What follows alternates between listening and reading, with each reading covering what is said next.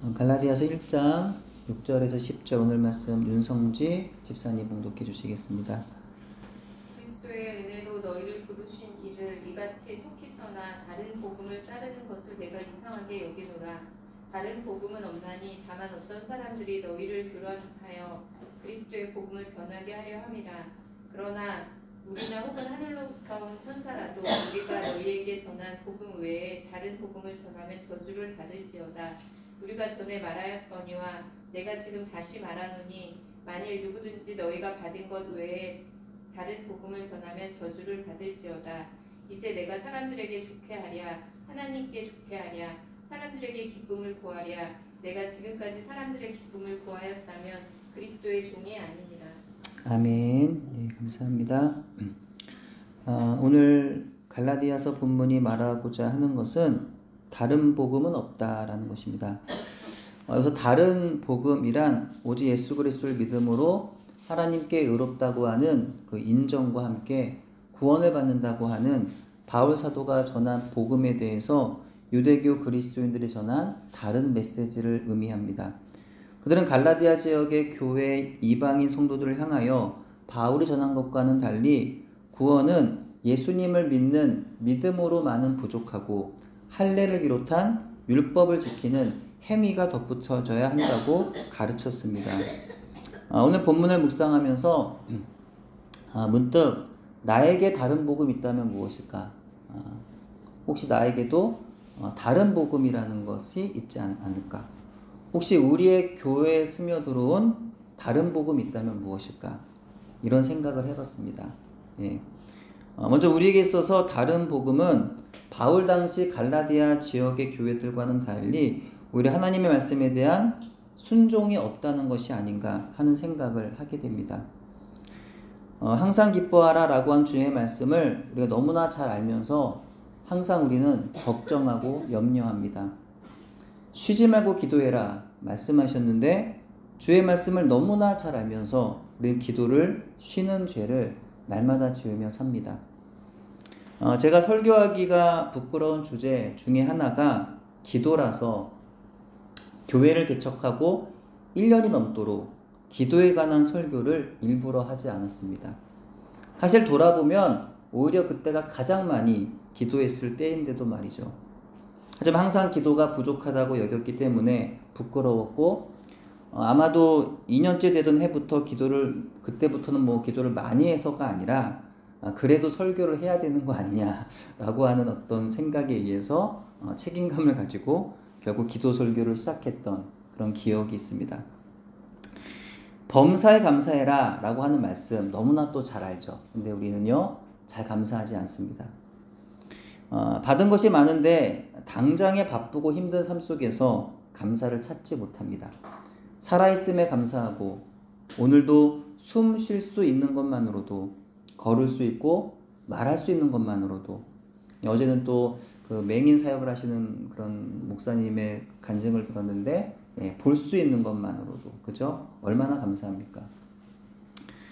돌아보면 내가 여기 이 자리에 있는 것 정말 하나님의 은혜가 아니었다면 불가능했다는 것을 인정한다면 감사하지 않을 수 없는데 날 위해 십자가 고통을 당하시고 죽으시고 부활하신 주님을 묵상하면 또한 감사하지 않을 수 없는데 감사를 자주 잊고 삽니다. 제가 대학생 때 처음으로 교육전도사를 시작한 교회 목사님은 설교하실 때마다 항상 감사를 말씀하셨습니다. 우리는 보통 감사절기에 많이 보통 감사에 대한 설교를 하고 그 이유는 좀 감사를 특별한 주제로 하는 경우는 그렇게 많지 않죠.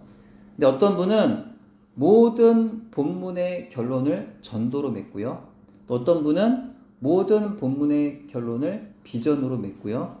어떤 분은 모든 본문의 결론을 예수님의 십자가로 결론을 맺습니다.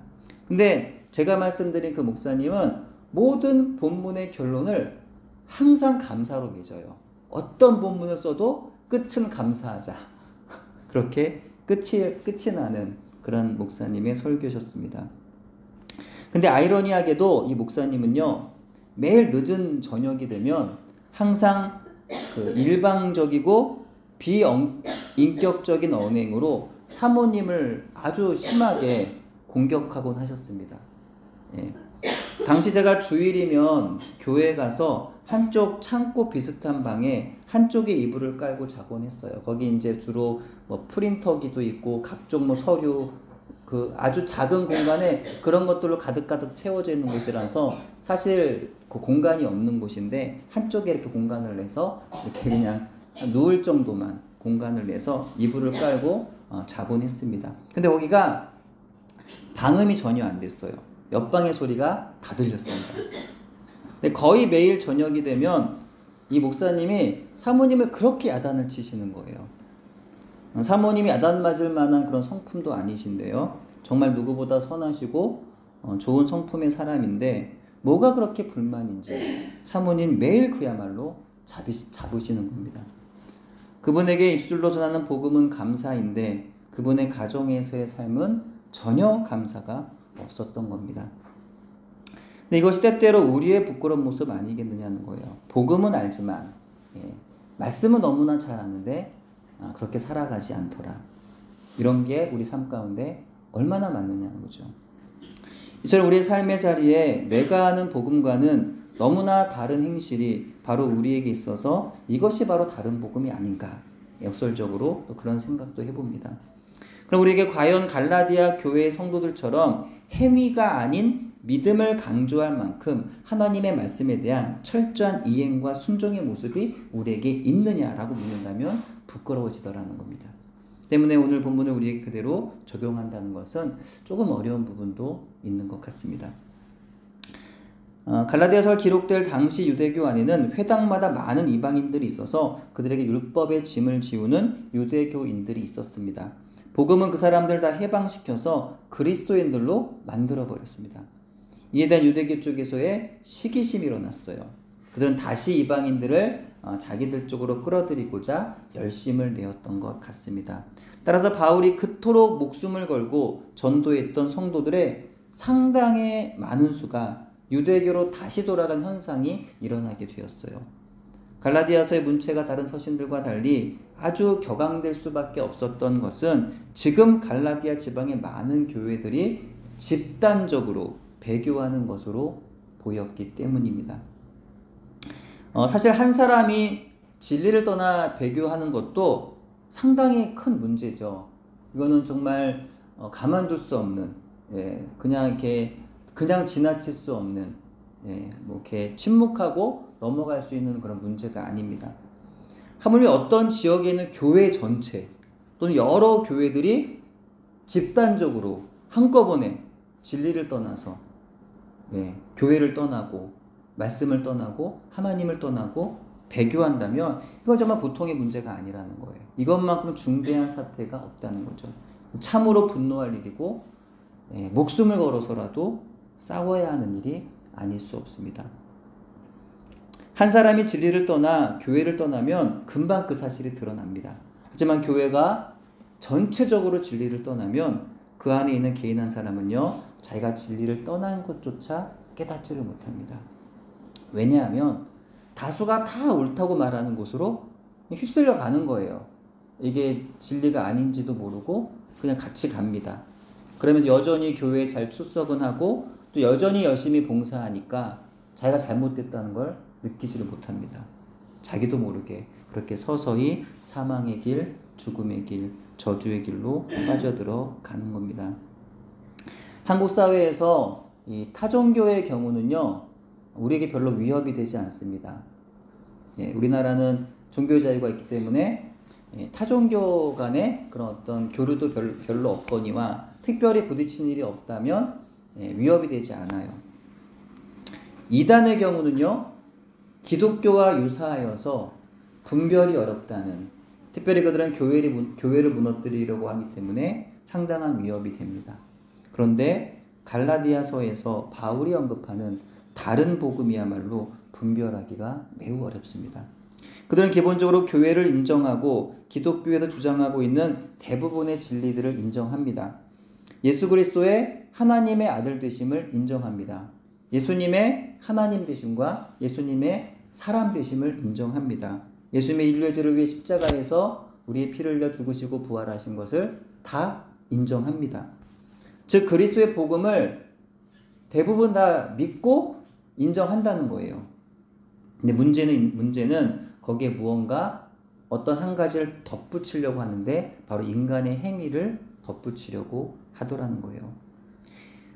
예수님을 믿음으로 구원받는 것은 맞지만 그것만으로는 조금 부족하니까 인간적인 선한 행위 또는 종교적인 행위를 같이 더해야 한다는 겁니다. 혹은 복음으로는 부족하니까 무언가 다른 어떤 것의 도움을 받아야 한다는 거예요.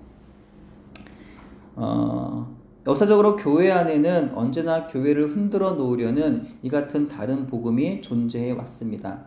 예.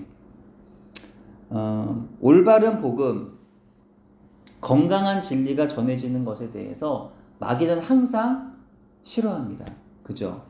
주의 복음이 증거되는 것을 마귀는 항상 싫어해서 항상 그들의 방해가 있어 왔어요. 이에 교회 안에는 올바른 복음만 있는 것이 아니라 올바르지 못한 가짜 복음, 유사 복음, 다른 복음, 혼합된 복음, 첨가되거나 삭제된 복음, 사실은 복음이 아닌 비성경적이고 불경건한 심지어 이단적인 신앙의 형태들이 때때로 들어오더라는 겁니다. 정말 죄송한 말씀이지만 대부분의 성도들과 목회자들이 존경하고 인정하는 분들 중에도 놀라운 것은 그분들도 간혹 넘어지더라는 거예요.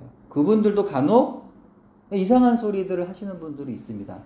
성경이 아닌 다른 복음 전하시는 분들이 간혹 계세요. 근데 그분들을 비난하려는 것이 아니라 인간은 누구나 주인이고 언제든지 넘어질 수 있는 연약한 존재라는 겁니다. 때문에 우리는 사람을 사랑과 긍휼의 대상으로 보아야지 믿음의 대상이나 맹목적으로 따라가는 것은 위험하고요. 옳지 않은 겁니다. 이렇게 말하는 저 역시도 하나님 앞에 죄인이고 연약한 인간이기에 까딱 실수하면 다른 복음을 이야기할 수 있는 겁니다. 때문에 설교자는 늘 하나님 앞에서 두려움과 겸손한 마음으로 말씀을 전해야 할 것이고요. 혹시나 잘못 전한 것이 있다면 의도한 건 아니지만 또 혹은 또 자신의 어떤 감정, 어떤 인간적인 마음에 실수할 때가 있어요. 솔직히. 그래도 잘못한 것에 대해서 솔직하게 인정하고 사과하고 수정해 주는 것들이 그런 작업이 또 좀 필요하다고 생각을 합니다. 또한 성도는 설교자가 전하는 말씀을 그저 순진하게 다 받아들일 게 아니라 늘 하나님 말씀에 비추어서 저게 맞나? 이렇게 의심하라는 뜻이 아니라 그죠? 일종의 그런 것도 필요할 것 같고 그래서 정말 복음인지 생각해 보라는 거예요. 저게 정말 바르게 전하고 계신 건지를 항상 이렇게 점검하고 이렇게 고민하면서 들어야 할 필요가 있겠습니다. 갈라디아서는 약 49년에 쓰인 편지로 바울이 당시 1차 전도 여행을 통하여 교회를 세우고 2차 전도 여행과 3차 전도 여행을 통해서 돌아보았던 갈라디아 지역의 교회들에게 보낸 편지입니다. 화면에 보시면 1차 전도 여행의 여정은 사도행전 13장부터 14장까지입니다. 지도에 보시면 수리아의 안디옥에서 출발하여 실루기아, 살라미, 바보, 버가, 비시디아 안디옥, 이고니온, 루스드라, 더베, 그리고 더베에서 다시 거꾸로 돌아오는 여정입니다. 이스라엘 북쪽 수리아에 안디옥이라고 하는 도시가 있었어요. 이 안디옥에서 실루기아로 내려가서 배를 타고 지중해를 건너가면 살라미와 바보라고 하는 이름의 도시가 있는 구브로 섬이 있어요. 여기서 이제 전도를 하고 나서 다시 북쪽으로 배를 타고 올라가면 터키의 남쪽입니다.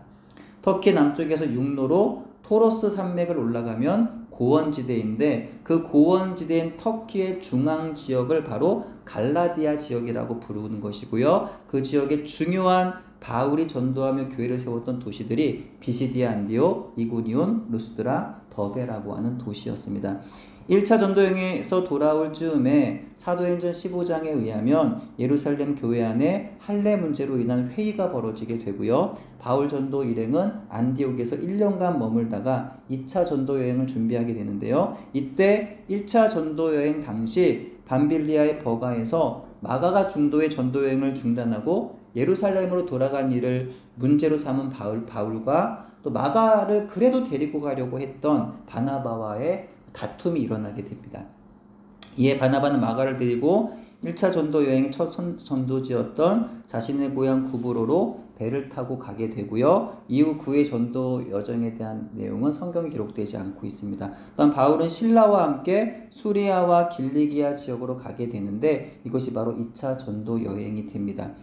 두 번째 지도에 보시면은 1차 전도 여행 당시 세웠던 교회들을 돌아보기 위해서 더베, 루스드라 등의 지역을 다니던 가운데 성령께서 보이시는 환상을 보고 이 바울이 여정을 바꾸죠. 유럽으로. 그래서 드로아, 빌립보, 데살로니가, 베레아, 아테네, 고린도, 에베소, 가이사를 거쳐 다시 안디옥으로 돌아오는 여정을 갖게 됩니다. 또 다음 지도에 보시면은 이제 에베소 사람들에게 돌아오겠다고 말했던 그 약속이 마음에 이 바울이 신경이 쓰였던 것 같아요. 그래서 바울이 얼마 있다가 다시 3차 전도여행을 떠나게 됩니다. 그래서 다시 1차, 2차 전도여행 당시 거쳤던 갈라디아와 부르기아 지역의 교회들을 다니며 교회를 굳건하게 하고는 곧장 에베소로 가서 2년 이상 머물며 그들에게 복음 전하고 설교하게 됩니다.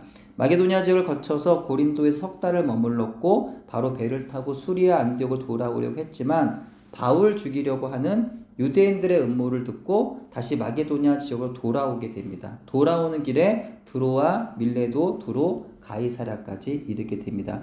이처럼 이 3번에 걸친 전도행을 하면서 교회를 세우고 그곳에서 이제 가르쳤던 제자들을 다시 말씀으로 가르치면서 교회를 굳게 하였던 지역이 바로 갈라디아 지역이었어요. 처음 전도 여행에서 온갖 고생을 하던 가운데 세운 교회였던 만큼 이 갈라디아 지역의 교회들은 바울에게 너무나 소중했습니다. 갈라디아 교회는요, 바울이 정말 사랑하는 교회였어요. 전도하면서 돌에 맞아 죽을 뻔할 정도로 정말 눈물과 피와 땀으로 목숨을 다해서 세운 교회였기 때문에 바울에게 정말 아주 큰 의미가 있었고 아주 가슴에 정말 깊이 담은 그런 교회들이었습니다. 게다가 갈라디아 지역의 교회들 역시도 바울을 사랑했어요. 바울이 전한 복음도 기뻐하며 사랑했습니다. 다음 화면에 보시면은 그들이 바울을 얼마나 사랑했던지 갈라디아서 4장 15절 이렇게 말씀해요. 같이 한번 읽어볼게요. 시작. 너희의 복이 지금 어디 있느냐? 내가 너희에게 증언하노니 너희가 할 수만 있었더라면 너희의 눈이라도 빼어 나에게 주었으리라. 눈이라도 빼서 내어줄 정도로 그렇게 사랑하는 소중한 교회인데 근데 그 교회에 문제가 생겼다는 거예요. 자기가 야고보로부터 혹은 예루살렘에 있는 사도로부터 왔다고 주장하는 어떤 유대인들이 갈라디아 지방에 와서 주장하기를 너희가 바울로부터 복음을 들었다 말하는데 바울이 전한 그 복음은 완전하지 않아, 순전하지 않아, 충분치가 않아. 따라서 할례를 비롯한 모세율법을 너희들이 받아들여야 해 라고 말하며 강요했던 것 같습니다.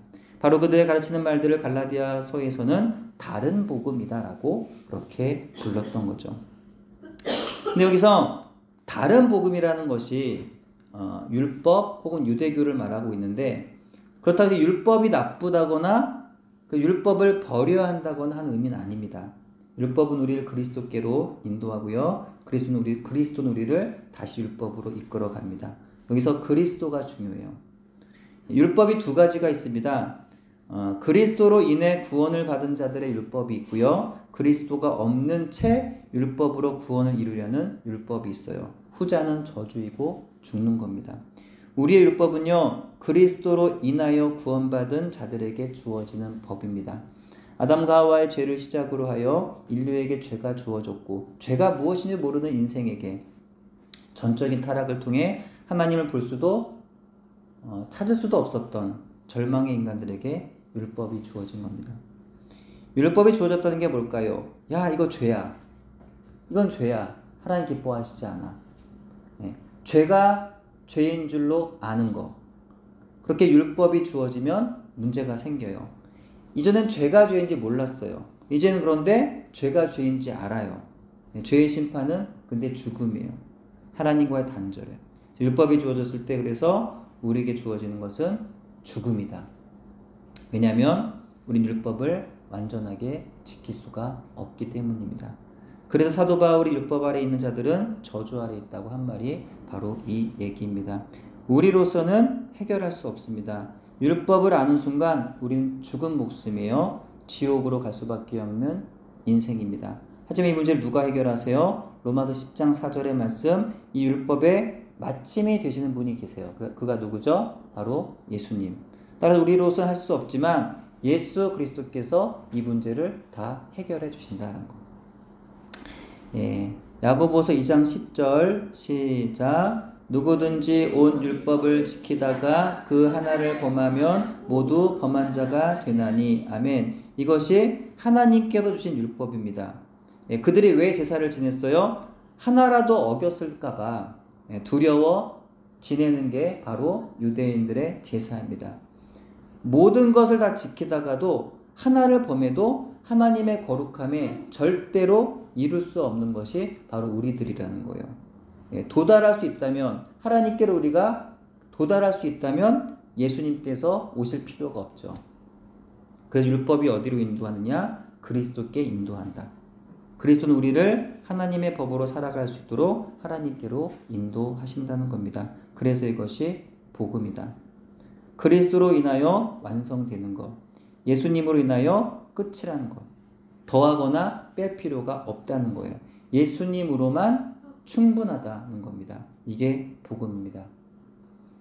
우리의 한 일이 중요한 것이 아니라 예수님께서 하신 일을 믿는 겁니다. 내가 무엇을 했느냐, 내가 어떤 일을 많이 했느냐가 중요한 게 아니라 예수님이 하신 일을 믿는 거예요. 오직 예수님, 그것으로 충분하다는 것, 이것이 바로 복음입니다. 여러분의 생각은 어떠하십니까? 누군가 여러분에게 예수님으로만은 불충분합니다. 무언가 하나를 더해야 됩니다. 라고 말한다면 여러분 뭐라고 말씀하시겠습니까? 다음 화면. 예수님이면 충분합니다. 라고 말하면 어떤 분들은 아니요, 예수님만으로 안 되는 부분이 있습니다. 라고 말하는 경우가 있어요. 말씀으로 충분합니다.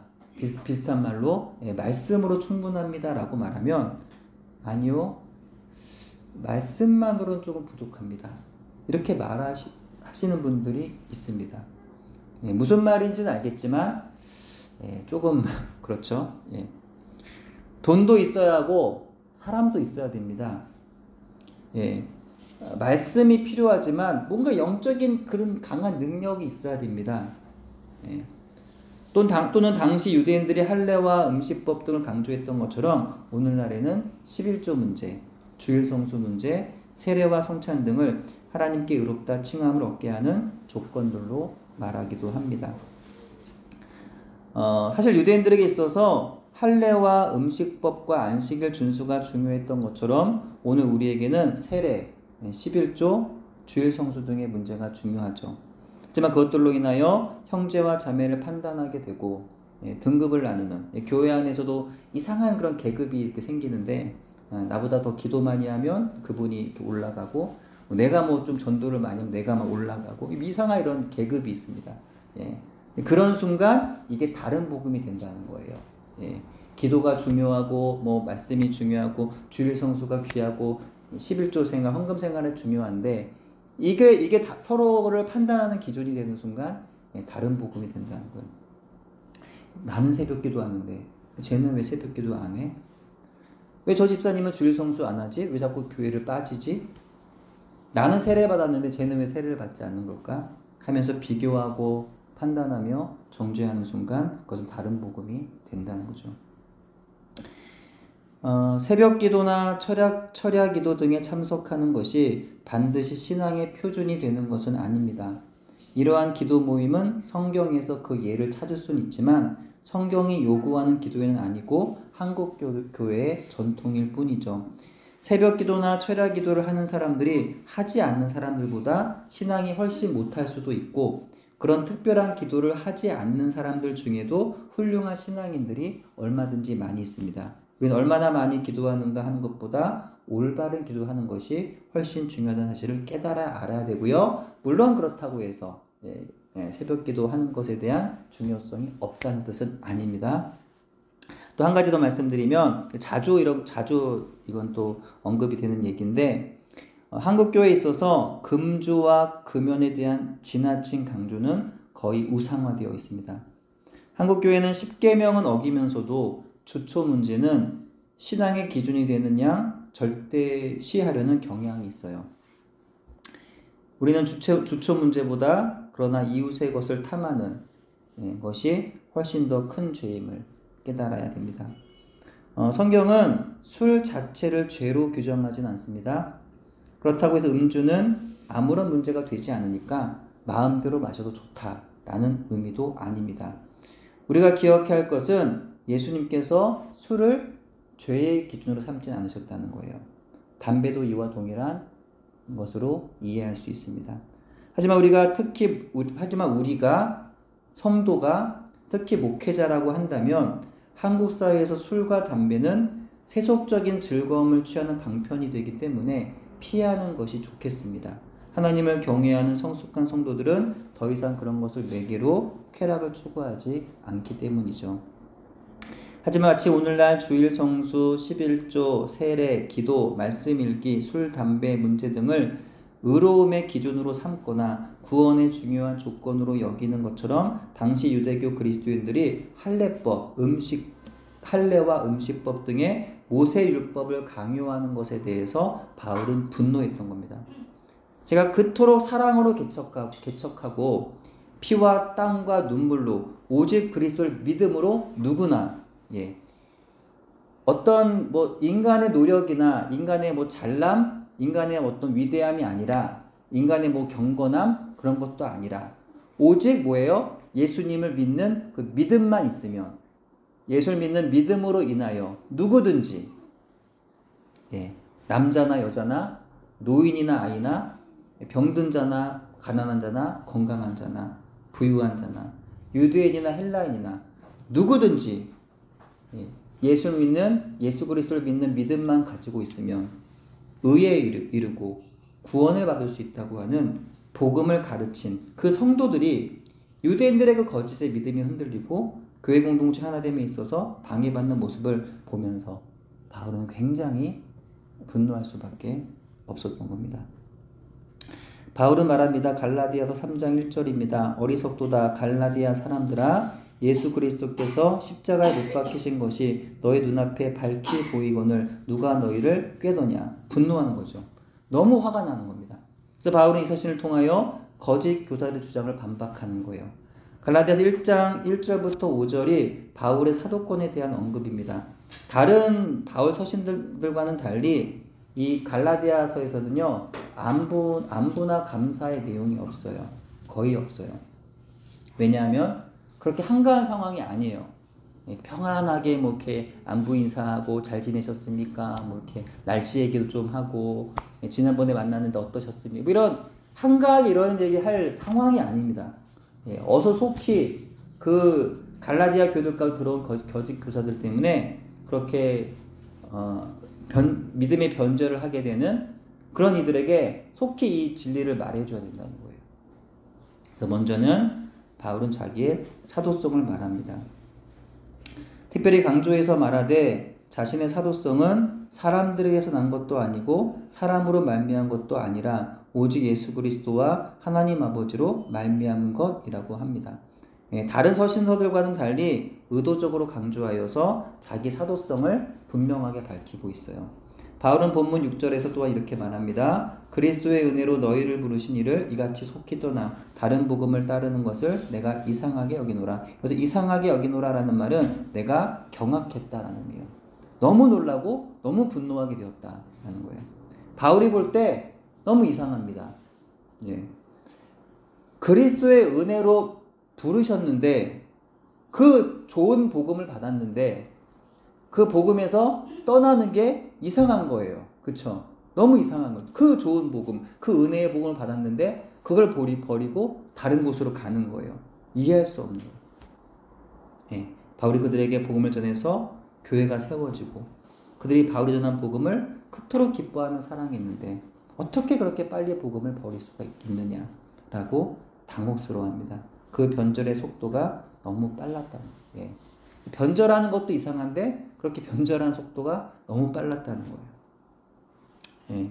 다음 화면이요. 따라서 7절에 분명히 언급하기를 바울은 다른 복음은 없다라고 선언합니다.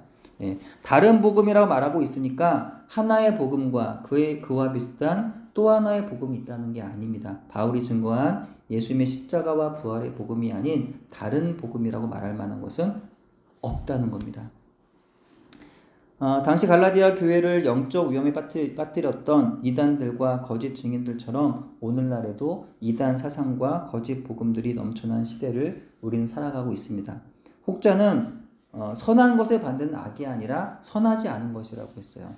또 그것이 바로 악이라고 했습니다. 다른 복음은 복음 비슷한 선하고 좋은 것으로 보입니다. 참된 것의 변형으로 오늘날의 교회 안팎에서도 흔히 일어나는 현상입니다. 순수한 복음에 보충이 되고 추가되고 변화가 되면서 복음의 순수성은 잃어버리는 거예요. 그러다 결국 복음은 온데간데 없이 사라져버리고 그 복음은 사라지고 그 보충되고 추가된 것만 남는 겁니다. 우리는 복음에 무언가를 첨가하려는 유혹을 끊임없이 받곤 합니다. 복음만으로는 부족하다고 여기기 때문에 무언가 좀 이렇게 성령에 우리가 뭐 사모하는 거 좋지만 너무 그런 것들만 이렇게 추구하는 거예요. 어떤 경우는 복음 말씀만으로 부족하니까 뭔가 뜨거운 감동을 이렇게 추구합니다. 예. 하지만 가슴에 일어난 뜨거운 어떤 감정은 성령께서 행하시는 역사의 일부예요.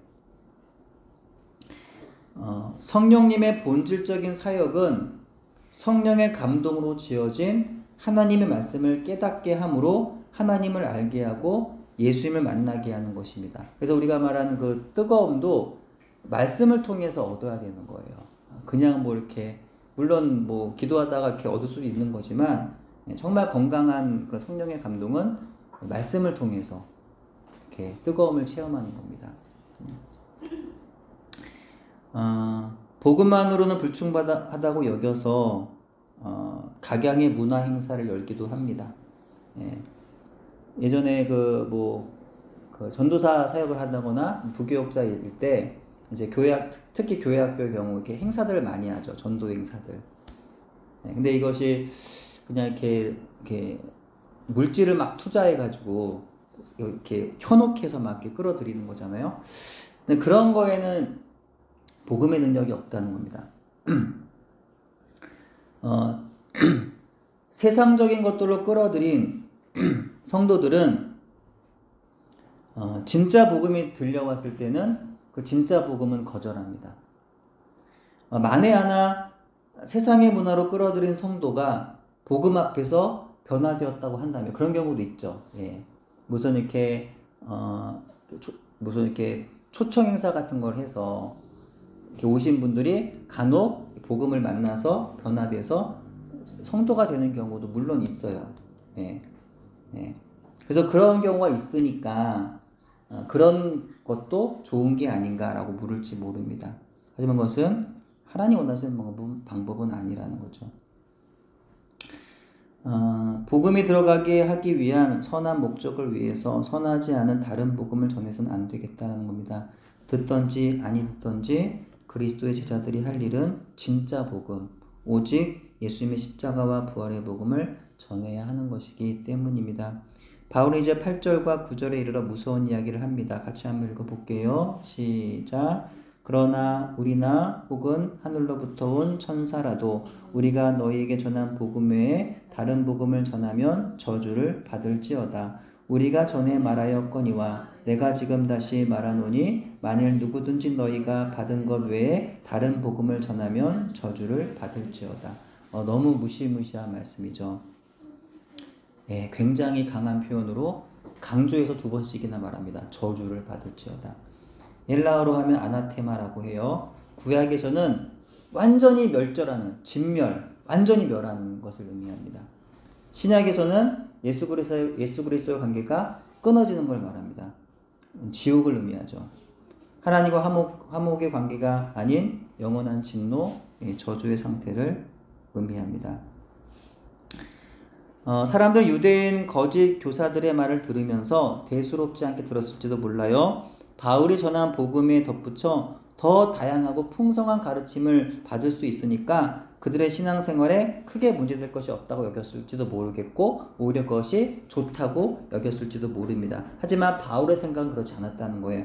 그들이 가르친 복음이라는 것은 단지 복음에 덧붙일 수 있는 그런 어떤 좋은 것들의 성격이 아니었다는 거예요. 그들이 가르친 것은 사실상 다른 것이 아니라 틀린 것이었다는 겁니다. 다르다는 것과 틀리다는 것은 엄연히 다른 말입니다. 다른 것은 문제가 되지 않지만 틀린 건 문제가 됩니다. 근데 틀린 걸 다르다고 말하면서 받아들이면 그것은 망하는 길이에요. 죽는 길이에요. 절대로 틀리면 안 되는 진리가 있습니다. 영원한 생명에 직결되는 진리에 있어서는 절대 틀리면 안 되죠. 다른 것에 대해서 우리가 인정하고 용납할 수 있지만 틀린 것에 대해서 용납할 수 없습니다. 틀린 것은요, 때로는 목숨을 걸고서라도 싸워야 한다는 거죠.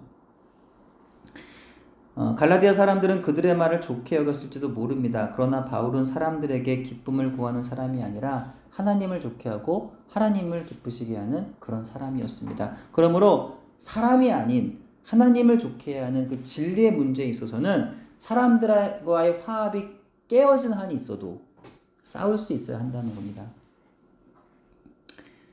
오늘 우리에게도 잘못 들어온 다른 복음이 있다면 바꾸어야 됩니다. 변화되어야 됩니다.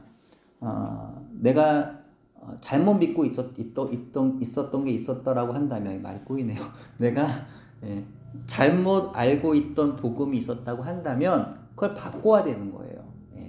그냥 이제 지금까지 뭐 살았는데 뭐 괜찮지, 그게 아니라는 겁니다. 잘못됐던 걸 깨달아지면 바꿔야 되는 거예요. 지적받기 싫고 변화되기 싫어도 받아야 될 지적은 받아야 되고 변화되어야 됩니다.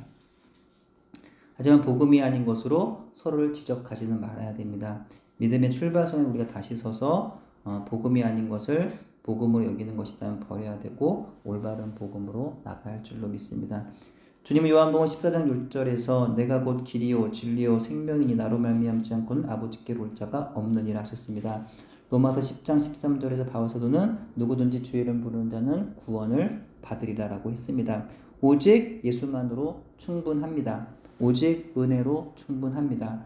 하나님이 아닌 나를 만족시키는 사람을 찾는 시대, 복음을 희석시키는 시대, 하지만 이런 시대일수록 하나님을 기쁘시게 하는 삶을 살면 하나님이 인정하시고 하나님이 책임지십니다. 우리 모든 일들의 초점은 언제나 하나님을 기쁘시게 하는 사람이 되어야 하는 줄로 믿습니다. 자기의 노력, 자기의 수고, 자기의 공로를 자랑하지 말고 오직 예수 그리스도를 믿는 믿음으로만 살아가는 저와 여러분 되기를 주님의 이름으로 축원합니다. 기도합니다. 하나님 감사합니다. 오늘은 갈라디아서 1장 말씀을 통해서 다른 복음이 무엇인지, 왜 사도 바울이 이 다른 복음에 대해서 심히 경계하며 분노하며 그렇게 이 갈라디아 교회 성도들에게 이렇게 편지를 보내고 있는지 또 말씀을 나누었습니다. 오늘 우리가 살아가는 이 시대에도 하나님 그때와는 또 다른 복음이 또 오늘날 우리의 교회에도 들어와 있는 줄로 여겨집니다. 하나님, 이러한 다른 복음들에 대한 또 우리가 영적으로 깨어서 또 말씀 위에 굳게 서서 이러한 것들을 분별하게 해주시고 정말 우리가 올바른 복음, 하나님이 기뻐하시고 또 하나님이 또 기쁘게 사용하시는 그런 복음의 사람들로 설 수 있도록 이렇게 복음 위에 굳게 서서 오직 예수 그리스도를 믿는 그 믿음에 설 수 있는 우리의 신앙생활, 또 우리의 삶, 또 우리의 목회 현장, 사역의 현장이 될 수 있도록 하나님 인도하여 주시옵소서. 감사드리오며 예수님의 이름으로 기도합니다.